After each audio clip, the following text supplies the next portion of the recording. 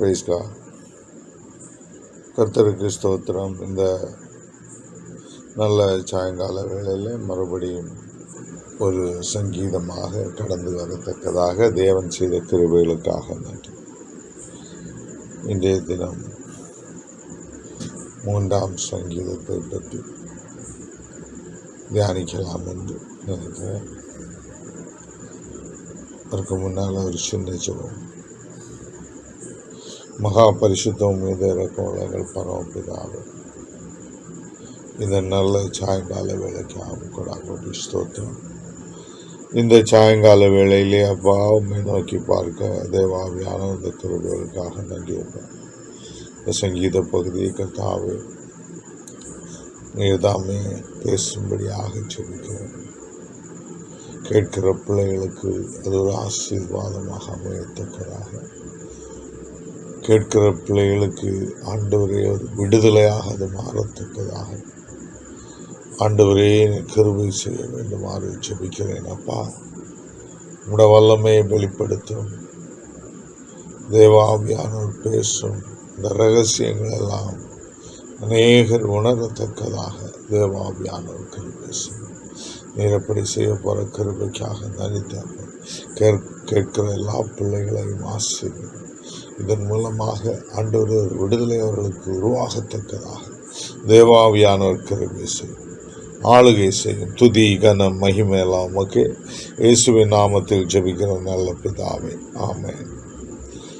3ஆம் சங்கீதத்தை நாம் பார்க்கும்போது தாவீதின் சங்கீதம் என்று சொல்லப்பட்டிருக்கிறது. கர்த்தாவே, தாவீது தன் குமாரன் அப்சலோமுக்கு தப்பி ஓடிப்போகை பாடின சங்கீதம் என்று சொல்லப்பட்டது. கர்த்தாவே, என் சத்துருக்கள் எவ்வளவாய் பெருகி இருக்கிறார்கள், எனக்கு விரோதமாய் எழும்புகிறவர்கள் அநேகர். தேவனிடத்தில் அவனுக்கு ரட்சிப்பு இல்லை என்று என் ஆத்துமாவை குறித்து சொல்லுகிறவர்கள் அநேகராயிருக்கிறார்கள். ஆனாலும் கர்த்தாவே, நீர் என் கேடகமும் என் மகிமையும் என் தலையை உயர்த்துகிறவருமாயிருக்கிறேன். நான் கர்த்தரை நோக்கி சத்தமிட்டு கூப்பிட்டேன், அவர் தமது பரிசுத்த பர்வதத்திலிருந்து எனக்கு செவி கொடுத்தார். நான் படுத்து நித்திரை செய்தேன், விழித்து கொண்டேன். கர்த்தர் என்னை தாங்குகிறார். எனக்கு விரோதமாக சுற்றிலும் படையெடுத்து வருகிற 10,000 பேருக்கும் நான் பயப்படேன். கர்த்தாவே, எழுந்தருளும். என் தேவனே, என்னை இரட்சியும். நீர் என் பகைஞர் எல்லாவரையும் தாடையிலே அடித்து துன்மார்க்கருடைய பற்களை தகர்த்து போட்டீர். ரட்சிப்பு கர்த்தருடையது. தேவரீருடைய ஆசீர்வாதம் நம்முடைய ஜனத்தின் மேல் இருப்பதாக என்று சொல்லப்பட்டிருக்கு. இந்த சங்கீதத்தில் நம்ம முதல் வசனத்தில் பார்க்கும்போது, கர்த்தாவே, என் சத்துருக்கள் எவ்வளவாய் பெருகி இருக்கிறார்கள், எனக்கு விரோதமாக எழும்புகிறவர்கள் அநேகர் என்று சங்கீதக்காரன் சொல்கிறார். சத்துருக்கள் பல விதமாக பெருகலாம். இங்க தாவீதுக்கு சத்துருக்கள் எப்படி பெருகினார்கள்? ஒவ்வொரு இடத்துலையும் ஒவ்வொரு ரீதியில் சத்துருக்கள் என்ன செய்கிறார்கள்? பெருகிறார்கள். அந்த விஷயத்தை நம்ம பார்க்கும்போது இயேசு கிறிஸ்துவுக்கு கூட சத்துருக்கள் எப்படி பெருகினார்? பொறாமையினால். பார்த்தீங்களா? மத்தேயு எழுதின சுவிசேஷம் 25ஆம் அதிகாரம் 17ஆம் வசனத்தில் பார்க்கும்போது, பொறாமையினால் அவர்கள் அவரை ஒப்பு கொடுத்தார்கள் என்று பிலாத்து அறிந்து. அப்போ பிலாத்து ஒரு ஒரு மனுஷனாக இருந்தும் கூட அவனுக்கு அது உணர முடிஞ்சது. பொறாமையில்தான் இயேசுவை என்ன செய்தார்கள்? யூதர்கள் ஒப்பு கொடுத்தார்கள் என்று பிலாத்து அறிந்து என்று சொல்லப்பட்டிருக்க. இங்கே கர்த்தராகி இயேசு கிறிஸ்துவுக்கு சத்துருக்கள் எப்படி பெருகினார்கள்? பொறாமையினால் பெருகினார்கள். இயேசு மற்றொரு இடத்துல கூட சொல்றாரு. லூக்கா 19ஆம் அதிகாரத்தில் 41ஆம் வசனம் முதல் வாசிக்கும் போது, 41ஆம் வசனம் முதல், அவர் சமீபமாய் வந்தபோது நகரத்தை பார்த்து அதற்காக கண்ணீர் விட்டு அழுது, உனக்கு கிடைத்த இந்த நாளிலாகிலும் உன் சமாதானத்துக்கு ஏற்றவைகளை நீர் அறிந்திருந்தாயானால் நலமாயிருக்கும். இப்பொழுதோ அவைகள் உன் கண்களுக்கு மறைவாயிருக்கிறது. உன்னை சந்திக்கும் காலத்தை நீ அறியாமல் போனபடியினால் உன் சத்துருக்கள் உன்னை சூழ மதில் போட்டு உன்னை வளைந்து கொண்டு எப்பக்கத்திலும் உன்னை நெருக்கி உன்னையும் உன்னிலுள்ள உன் பிள்ளைகளையும் தரையாக்கி போட்டு உன்னிடத்தில் ஒரு கல்லின் மேல் ஒரு கல் இராதபடி செய்யும் நாட்கள் உனக்கு வரும் என்றார். இங்கே பார்த்தீங்கன்னு சொல்லியாச்சுன்னா சத்துருக்கள் பெருகுகிற மற்றொரு அனுபவம் என்னத்தினாலன்னா 43ஆம் வசனத்தில் சொல்லப்பட்டிருக்கிறது, உன்னை சந்திக்கும் காலத்தை நீ அறியாமல் போனபடியினாலே. காலத்தை அறியாமல் போனபடியினாலே எருசலேமுக்கு இப்போ நம்ம பார்க்கும்போது ஒரு மனுஷன் ஆண்டவர் சந்திக்கிறார் என்றா எப்போ சந்திக்கிறார்னா அவனுக்கு அந்த சத்துருக்கள் அவனை நெருக்கிற நாட்கள் வருது என்று சொல்லும்போது முதல்ல ஆண்டவர் அவனை ரட்சிப்புக்குள்ள அந்த சமாதானத்தை அவன் அறியும்படியாக என்ன செய்கிறாரு, அதற்கு ஒரு சந்தர்ப்பத்தை கொடுக்கிறார். ஒவ்வொரு மனுஷனுக்கும் அப்படி தான் கொடுக்கிறார். இங்கே பார்த்தீங்களா, உனக்கு கிடைத்த இந்த நாளிலாகிலும் உன் சமாதானத்துக்கு ஏற்றவைகளை நீ அறிந்திருந்தாயானால் நலமாயிருக்கும். இப்பொழுது அவைகள் உன் கண்களுக்கு மறைவாயிருக்கிறது.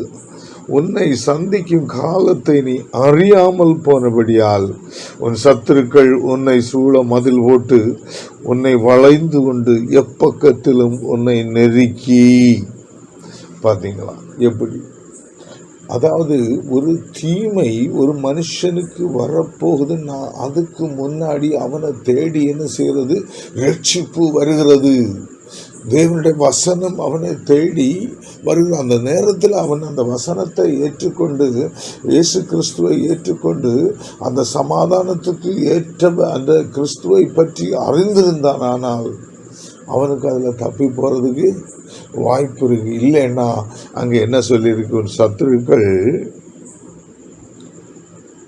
உன்னையும் உன்னிலுள்ள உன் பிள்ளைகளையும் தரையாக்கி போட்டு உன்னிடத்தில் ஒரு கல் மேல் ஒரு கல் இராதபடிக்கு செய்யும் நாட்கள் உனக்கு வரும். உன்னை சந்திக்கும் காலத்தை அறியாமல் போனபடி. பார்த்தீங்களா, அந்த சந்திக்கும் காலத்தை தேவன் சந்திக்க வேண்டி தேவன் குறித்திருந்த அந்த நாட்களை அறியாமல் போனபடியினாலே, அறிஞ்சிருந்தா ஒருவேளை அந்த சமாதானத்துக்கு ஏற்றவைகளை அந்த மனுஷன் அறிந்திருந்தால் அவனுக்கு என்ன செய்யாது, இப்படிப்பட்ட தீங்கு வராது.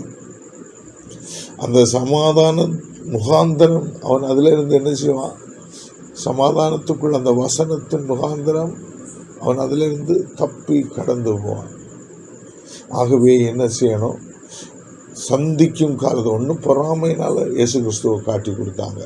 ரெண்டாவது நம்ம பார்க்கும்போது இயேசு கிறிஸ்துவை சொல்கிறாரு, ஒரு சந்திக்கும் காலத்தை அறியாமல் போனால் சத்ரு என்ன செய்கிறான், பெருகி சுற்றும் நின்று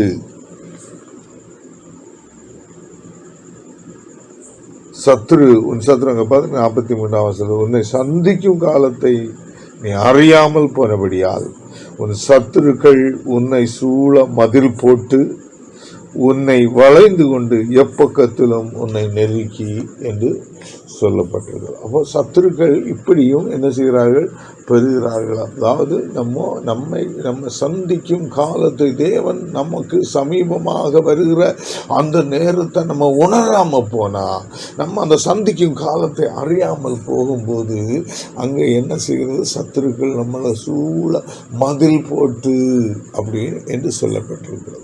ஆகவே நம்ம என்ன செய்வோம், சந்திக்கும் வசனம் நம்ம இடத்துல வரும்போது, வசனம் நம்மளை உள்ளத்தில் தொடும்போது நம்ம அதை ஏற்றுக்கொள்ளணும். அதை ஏற்றுக்கொண்டு அதை பின்பற்றி நம்ம நடப்போமானால் நமக்கு வரக்கூடிய பெரிய இக்கட்டுகளிலிருந்து அந்த தீங்கு நாட்களை கர்த்தர் நம்மை விடுவித்து நடத்த சமாதானத்துக்கு ஏதுவான ஒரு ஆசீர்வாதத்தை அவர் நமக்கு கட்டளையிடுவார். அதைத்தான் இங்கே சொல்லப்பட்டிருக்கிறது. அடுத்தது இன்னும் ஒரு சூழ்நிலையை பார்ப்போமானால், தாவீதுக்கு இந்த சூழ்நிலை எப்படி உருவானது என்று பார்க்கும்போது 2 சாமுவேலின் புஸ்தகம் 11ஆம் அதிகாரம் மறுவருஷம் 1ஆம் வசனம் முதல் வாசிக்கும். மறுவருஷம் ராஜாக்கள் யுத்தத்திற்கு புறப்படும் காலம் வந்தபோது தாவீது யோவாப்பையும் அவனோடு கூட தன் சேவகரையும் இஸ்ரவேல் அனைத்தையும் அம்மோன் புத்திரரை எதிர்க்கவும் ராப்பாவை முற்றுகை போடவும் அனுப்பினான். தாவீதோ எருசலேமில் இருந்து விட்டான். இங்க பாத்தீங்கன்னா யுத்தத்துக்கு வேண்டி சத்துருக்களை ஒடுக்குறதுக்காக வேண்டி அவன் தேவன் தெரிந்தெடுத்த ஒரு மனுஷன் தான் தாவீது. ஆனா அவன் என்ன செய்கிறான்னா, ராஜாக்கள் யுத்தத்துக்கு போக வேண்டிய நாட்கள்ல அவன் சோம்பேறியாக என்ன செய்கிறான், யுத்தத்துக்கு பாக்கி எல்லாரையும் அனுப்பிட்டு அவன் யுத்தத்துக்கு போகாமல் என்ன செய்கிறான், எருசலேமிலே இருந்து விட்டான். ஒரு நாள் சாயங்காலத்தில் தாவீது தன் படுக்கையிலிருந்து எழுந்து அரண்மனை உப்பரிக்கையின் மேல் உலாத்தி கொண்டிருக்கும் போது ஸ்நானம் பண்ணுகிற ஒரு ஸ்திரீயை உப்பரிக்கையின் மேல் இருந்து கண்டான். அந்த ஸ்திரீ வெகு சௌந்தரியவதியாயிருந்தாள். அப்பொழுது தாவீது அந்த ஸ்திரீ யார் என்று விசாரிக்க ஆள் அனுப்பினான். அவள் எலியாமின் குமாரத்தையும் ஏத்தியனாகிய உரியாவின் மனைவியுமாகிய பத்சேபாள் என்றார்கள். நீங்க பாத்தீங்கன்னா இங்க தாவீது செய்ய வேண்டிய கடமையை செய்யாம தவறி அவன் என்ன செய்கிறான், அவன் யுத்தத்துக்கு வேண்டி அவனை ஆயத்தம் பண்ணினார் தேவன். ஆனா அவன் என்ன செய்கிறான், யுத்தத்துக்கு போகாம எருசலேமிலே இருந்து விட்டான் என்று வேதத்தில் சொல்லி இருக்கிறது. அப்பொழுது அவனுக்கு என்ன செய்கிறது, சாத்தான் அவனை நெருங்குகிறான். தன் கடமையில் இருந்து தவறுகிற போது சாத்தான் என்ன செய்வான், நெருங்குகிறான், கடமையிலிருந்து தவறும் போது. ஆகவே நம்ம என்ன செய்யணும், கர்த்தர் நம்மை எதற்காக அழைத்தாரோ அந்த அழைப்பை குறித்து நாம் ஜாக்கிரதை உள்ளவர்களாக இருக்க வேண்டும். இங்க பார்த்தீங்கன்னு சொல்லியாச்சுன்னா இவனுக்கு தாவீதுக்கு சாபமே உருவாகிறது இங்கிருந்து தான் தொடங்குது. அடுத்த வசனத்துல பார்த்தீங்கன்னு சொல்லியாச்சுன்னா 12ஆம் அதிகாரத்துல 10ஆம் வசனத்துல பார்த்தீங்க, இப்போதும் நீ என்னை அசட்டை பண்ணி ஏத்தியனாகிய உரியாவின் மனைவியை உனக்கு மனைவியாக எடுத்துக்கொண்டபடினால் பட்டயம் என்றைக்கு உன் வீட்டை விட்டு விலகாதிருக்கும். இதோ கர்த்தர் சொல்லுகிறது என்னவென்றால், இதோ நான் உன் வீட்டிலே பொல்லாப்பை உண்மையில் எழும்ப பண்ணி உன் கண்கள் பார்க்க உன் ஸ்திரீகளை எடுத்து உனக்கு அடுத்தவனுக்கு கொடுப்பேன். அவன் இந்த சூரிய வெளிச்சத்திலே உன் ஸ்திரீகளோடு சயனிப்பான்.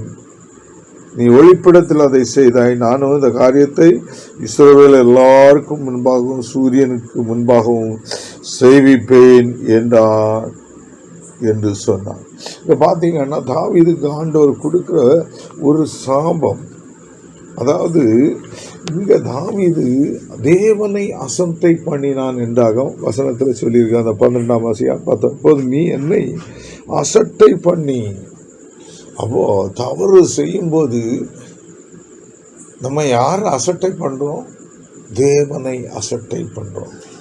இங்க தாவீது தேவனை அசட்டை பண்ணி அப்படின்னு தேவனே சொல்லுகிறார். அவனுக்கு அநேக மனைவிகளை எடுக்கிறதுக்கு உரிமை இருந்தது. அந்த காலத்தில் சமுதாயம் அதற்குள்ள உரிமைகளை கொடுத்திருந்தது. ஆனாலும் கூட கர்த்தர் என்ன செய்கிறார், அவன் எடுத்த விதத்தை பார்த்து அவன் அடுத்த ஒருவருடைய மனைவியை அவன் விரும்பி அப்படி எடுத்ததுனால அது ஒரு கர்த்தருடைய முன்பாக அது ஒரு பெரிய குற்றமாக காணப்பட்டது. ஆகவே தான் தாவீது கர்த்தரை அசட்டை பண்ணி அந்த காரியத்தை செய்தான், பிரமாணங்களை மீறி அதை செய்தான் என்று சொல்லி நம்ம பார்க்கிறோம். ஆகவே தான் அவனுக்கு பெரிய சாபங்கள் எல்லாம் உருவானது.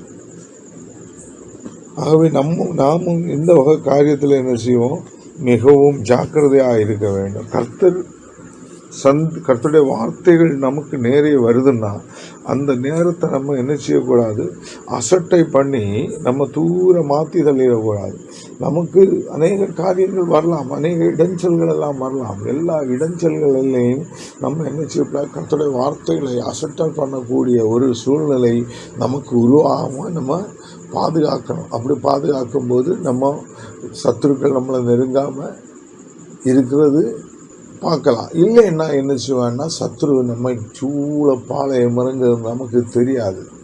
கர்த்தர் அதை வெளிப்படுத்தி தந்தால் ஒழிய நமக்கு அது தெரியாது. ஆகவே நம்ம என்ன செய்யணும், இந்த மாதிரி விஷயங்களில் தாவீது செய்தது போல நம்ம செய்யக்கூடாது. அடுத்தது பார்த்தீங்கன்னு சொன்னால் 2வது வசனம், தேவனிடத்தில் அவனுக்கு ரட்சிப்பு இல்லை என்று என் ஆத்துமாவை குறித்து சொல்லுகிறவர்கள் அநேகராக இருக்கிறார்கள்.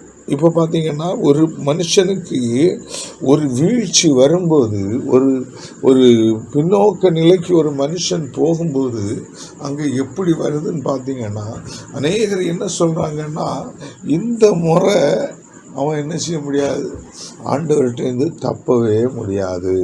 இந்த முறை ஆண்டவர் அவனை நிச்சயமாக என்ன செய்கிறாரு, தண்டிக்க போகிறாரு. அவன் தப்பி போக முடியாது. இந்த முறை அவனுக்கு ரட்சிப்பு கிடையவே கிடையாது என்று சொல்லி அநேகர் என்ன செய்யாரு, தாவீதுக்கு காது கேட்க சொல்கிறாங்க. அப்போது அவர் தாவீது என்ன செய்கிறாரு, ஆண்டவர்கிட்ட போய் முறையிடு. ஆனாலும் கர்த்தாவே, நீர் என் கேடகமும் என் மகிமையும் என் தலையை உயர்த்துகிறதுமாக இருக்கிறீர். நான் கர்த்தரை நோக்கி சத்தமிட்டு கூப்பிட்டேன். அவர் தமது பரிசுத்த பர்வத்திலிருந்து எனக்கு செவி கொடுத்தார். பார்த்தீங்களா, பெரிய ஒரு சம்பவம் அங்கே நடக்குது. அவர் என்ன செய்தார், நார்மலாக கூப்பிடுறதை விட மிகவும் சத்தமிட்டு ஆண்டவரை நோக்கி கூப்பிட்டாராம். அதுக்கு முன்னாடி ஒரு வார்த்தை சொல்ற, அவர் கர்த்தரை நோக்கி, ஆனாலும் கர்த்தாவை நீரின் கேடகமும் என் மகிமையும் என் தலையை உயர்த்துகிறவருமா இருக்கிறீர். இப்ப தாவீதுக்கு ஒரு தப்பு நடந்து போச்சு, சரிதான். அந்த நேரத்தில் அநேகர் என்ன செய்யறாங்க, அவனுக்கு இந்த முறை ரட்சிப்பு கிடையாது அப்படின்னு சொல்லிட்டு அவனை என்ன செய்கிறாங்க, காது கேட்க அவனை பேசுகிறாங்க.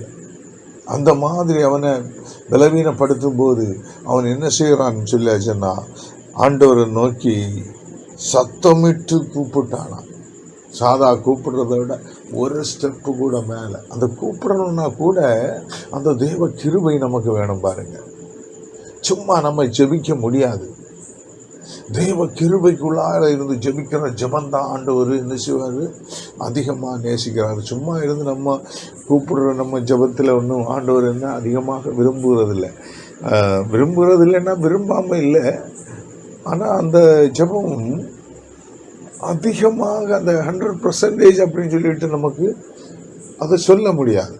ஆனால் இப்படி தேவனுடைய கிருபைக்குள்ளாக இருந்து தேவனை ஜபிக்கும்போது, தேவனிடத்தில் ஜபிக்கும்போது, அந்த ஆவிக்குள்ளாக இருந்து தேவனிடத்தில் ஜபிக்கும்போது அங்கிருந்து ஒரு விடுதலை என்ன செய்கிறது, கட்டாயம் வருகிறது. பாருங்க, இவர் என்ன செய்கிறாரு, ஆண்டவர்கிட்ட சொல்றாரு, ஆண்டவரே நீரின் கேடகம், நீரே என் மகிமை, நீரே என் தலையை உயர்த்துகிறவர். அப்போ இது 3 ஆண்டவர்கிட்ட என்ன செய்தாரு, சமர்ப்பிச்சுட்டார். ஆண்டவரே நீர் தான் என்னுடைய கேடகம், நீர் தான் என்னுடைய மகிமை, நீரே என் தலையை உயர்த்துகிறவர் அப்படின்னு சொல்லிட்டு ஆண்டவர்கிட்ட அவர் தன்னை சமர்ப்பிக்கும் போது அவருக்கு ஜெபிக்கிறதுக்குள்ள பலம் அங்கே கிடைக்கிது. உடனே அவர் கர்த்தரை நோக்கி என்ன செய்யுது, சத்தமிட்டு கூப்பிட்டேன் என்று சொல்கிறார். அவர் தமது பரிசுத்த பர்வதத்திலிருந்து எனக்கு செவி கொடுத்தார். கர்த்தர் நம்ம கேட்கும்போது, நம்ம ஒரு விண்ணப்பம் வைக்கும்போது அந்த விண்ணப்பத்துக்கு அந்த விண்ணப்பத்தை அவர் கேட்டாரா இல்லையா அப்படின்னு திட்டமா தாவீது என்ன செய்தான், அறிந்திருந்தான்.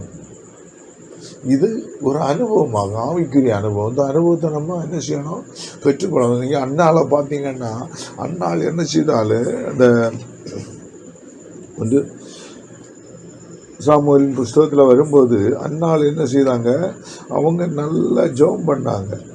ஆனால் அதுக்கு பிறகு அவங்க என்ன செய்யலையா, அழவே இல்லை. அதனால் என்ன செய்யலை, அழவே இல்லை.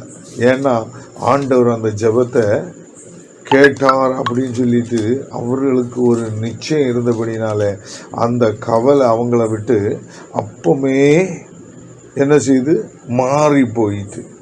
இப்போ பார்த்தீங்கன்னா 1 சாமுவேல் 1 27 வசனத்தில், இந்த பிள்ளைக்காக விண்ணப்பம் பண்ணினேன், நான் கர்த்தரிடத்தில் கேட்ட என் விண்ணப்பத்தின்படி எனக்கு கட்டளையிட்டார். நீங்கள் பார்த்தீங்கன்னு சொல்லியாச்சுன்னா அந்த அந்த விண்ணப்பம் பண்ணும்போது அதுக்கு பிறகு என்ன செய்தாங்களாம் அவங்களுக்கு சொல்கிறாங்க. அந்த 15ஆம் வசனத்தில் அதற்கு அந்நாள் பிரதியுத்தரமாக, என் ஆண்டவனே, நான் மனக்லேசமுள்ள ஸ்திரீ, நான் திராட்சரசமாயிலும் மதுவாகிலும் குடிக்கவில்லை. நான் கர்த்தருடைய சந்நிதியில் என் இருதயத்தை ஊற்றிவிட்டேன். உம்முடைய மகளை அடியாளை பேலியாள் மகளாக எண்ணாதையும் மிகுதியான விசாரத்தினாலும் கிளேசத்தினாலும் இந்நேரம் மட்டும் விண்ணப்பம் பண்ணினேன் என்றாள். அப்படின்னா அந்த ஜெபம் ஆண்டவர் கேட்டதை அவள் உறுதி செய்து கொண்டாள். அது ஒரு அனுபவம் பாருங்க. இங்கேயும் தாவீது என்ன சொல்றான்? ஜெபம் பண்றான், சக்தியா ஜெபம் பண்றான். ஆனா அந்த ஜெபத்தை ஆண்டவர் கேட்டுட்டார் அப்படின்னு சொல்லிட்டு அவன் என்ன செய்திருக்கான்? உறுதிப்படுத்திட்டான்.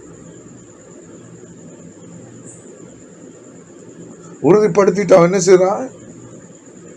5ஆம் வசனத்தில், நான் படுத்து நித்திரை செய்தேன், விழித்து கொண்டேன், கர்த்தர் என்னை தாங்குகிறார். அப்போ அவனுக்கு ஒரு காரியம் அங்கே புரிஞ்சு போச்சு.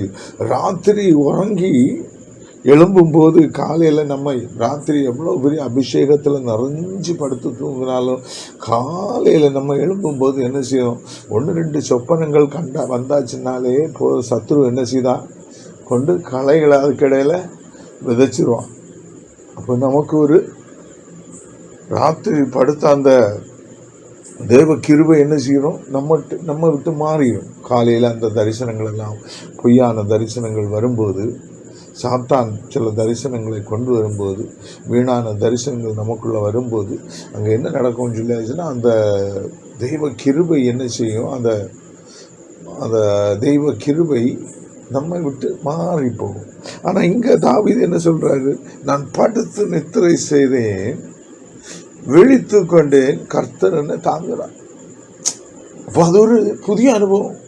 ராத்திரி ஒரு பயங்கர வேதனையோடு இருந்து ஆண்டவர்கிட்ட விண்ணப்பம் பண்ணிட்டு படுத்து தூங்கினாரு. படுத்து தூங்கும்போது எப்படி கர்த்தர் தாங்கினாரோ அதே தாங்குதல் எப்படி இருக்கு? மறுநாள் காலையிலையும் இருக்கு. படுத்து நித்திரை செய்து விழித்து கொண்டு கர்த்தர் என்னை தாங்குறான். நேற்றைக்கு இருந்த அதே அனுபவம் இன்னைக்கும் எனக்கு இருக்கு. இப்போ தாவீதுக்கு ஒரு பெரிய ஒரு தைரியம் ஆயிடுச்சு. கர்த்தர் என்ன செய்ய மாட்டாரு,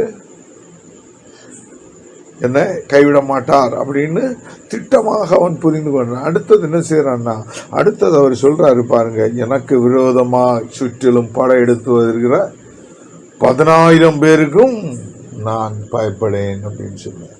அதுதான் உண்மையான ஒரு ஜெபம். நம்ம ஜெபத்தை ஒரு ஜெபம் நம்ம பண்ணுறோன்னா அந்த ஜெபம் நம்ம முடிஞ்சு அந்த ஜெபத்தை ஆண்டவர் கேட்டாருன்னு சொல்லியாச்சுன்னா நமக்கு அந்த விஷயத்தில் ஒரு பெரிய ஒரு சமாதானம் உண்டாகும் பாருங்க. அப்பவுமே தெரியும்.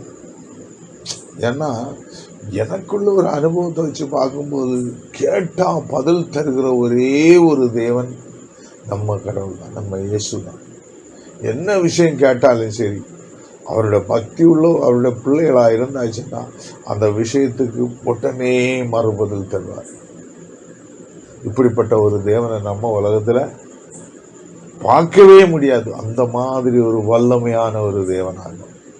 நீ எவ்வளவு தாழ்மையானவனாக எவ்வளவு கீழ்த்தரமான ஒரு சூழ்நிலையில் இருந்தாலும் கூட அங்கேயும் உன்னை தாங்குகிற ஒரு வல்லமை உள்ள தேவனாகிய கர்த்தர் நம்ம கர்த்தர். தாவீதுக்கு அப்படி ஒரு அனுபவம் உண்டாகணும். அவர் என்ன சொல்றாரு?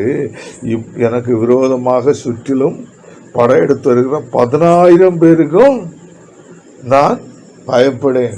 பார்த்தீங்களா?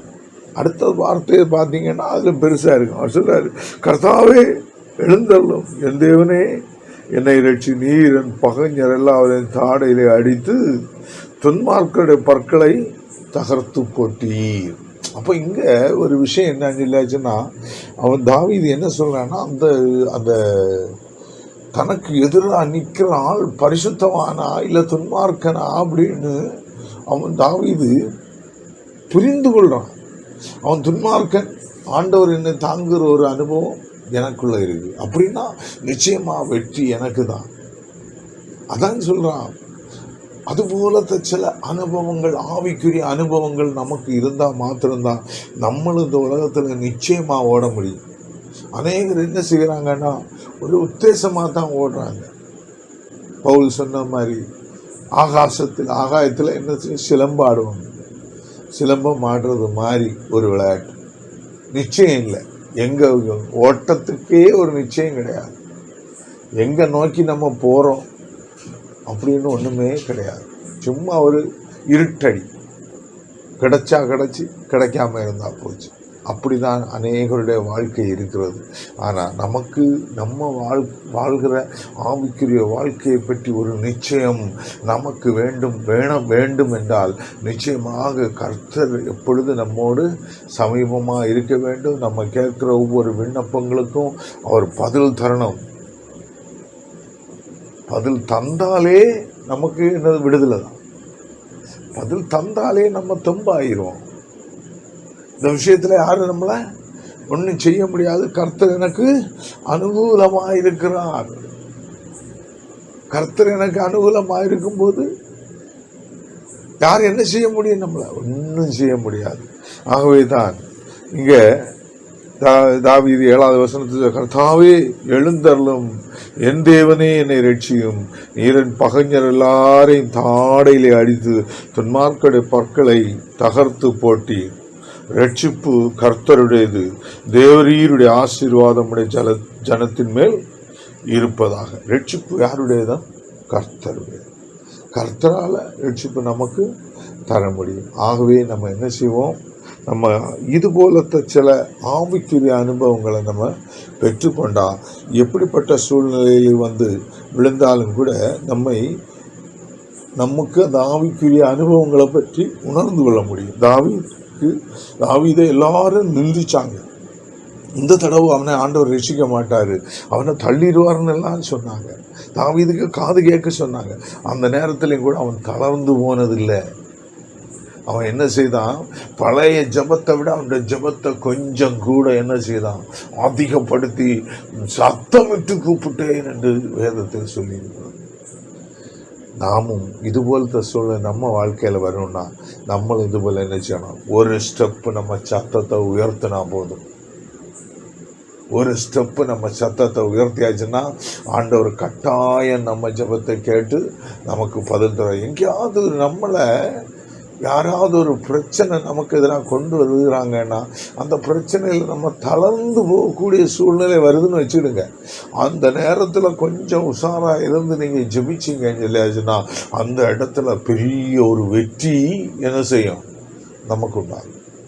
இங்கேயும் தாவீதுக்கு அந்த மாதிரி ஒரு வெற்றியை தேவன் கொடுத்தார்.